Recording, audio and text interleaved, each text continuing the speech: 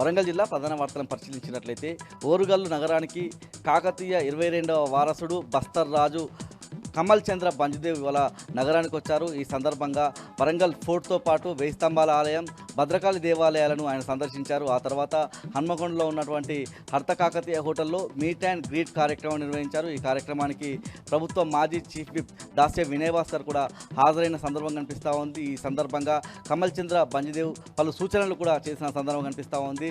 తల్లిదండ్రులు పిల్లలను వేసవి సెలవులకు సంబంధించి దేవాలయాలు, అదేవిధంగా వైజ్ఞానిక ప్రదర్శనలు, అదేవిధంగా మ్యూజియంలకు తీసుకెళ్లాలని ఆయన సూచించారు.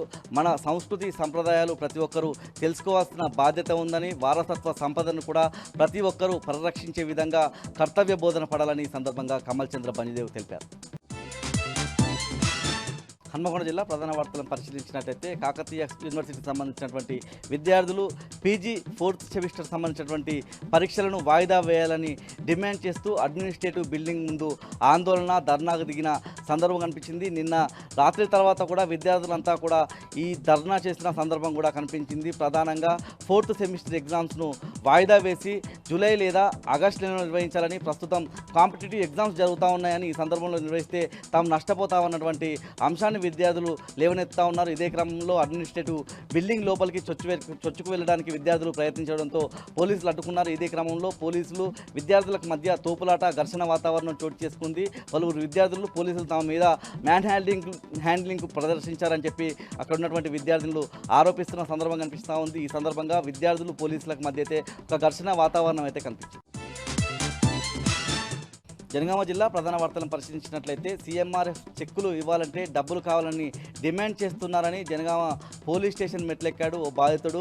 కర్రోళ్ళ సంపద అనే వ్యక్తి 6 నెలల క్రితం తన భార్యకు సంబంధించి ప్రైవేట్ ఆసుపత్రిలో చికిత్స అందించడం జరిగిందని, దానికి సంబంధించి డబ్బులు ఖర్చు అయ్యాయని జనగామ డీసీసీ ఆఫీస్కి సంబంధించి వెళ్తే అక్కడ ఉన్నటువంటి నాయకులు డబ్బులు డిమాండ్ చేస్తూ ఉన్నారని, ప్రధానంగా బచ్చన్నపేట మండల పార్టీకి సంబంధించిన అధ్యక్షుడు, అదేవిధంగా మరో నాయకుడు కిరణ్ కుమార్కి సంబంధించి వీళ్ళు డబ్బులు అడుగుతున్నారని జనగామ పోలీస్ స్టేషన్ మెట్లెక్ అయితే ఎక్కిన సందర్భం కనిపిస్తూ ఉంది. మేమే డబ్బులు ఖర్చు పెట్టి ఉన్నామని, ప్రభుత్వం తరఫున న్యాయబద్ధంగా రావాల్సినటువంటి సొమ్ములో నుంచి వీళ్ళు లంచం అడుగుతున్నారని ఆ వ్యక్తి పోలీస్ స్టేషన్లో ఫిర్యాదు చేశాడు.